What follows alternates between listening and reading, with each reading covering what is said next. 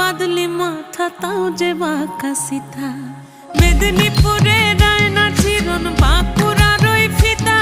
আর যতন করে বাঁধলি মাথা তাও যে বাঁকা সিথা পেছ পাড়িয়া রাজগো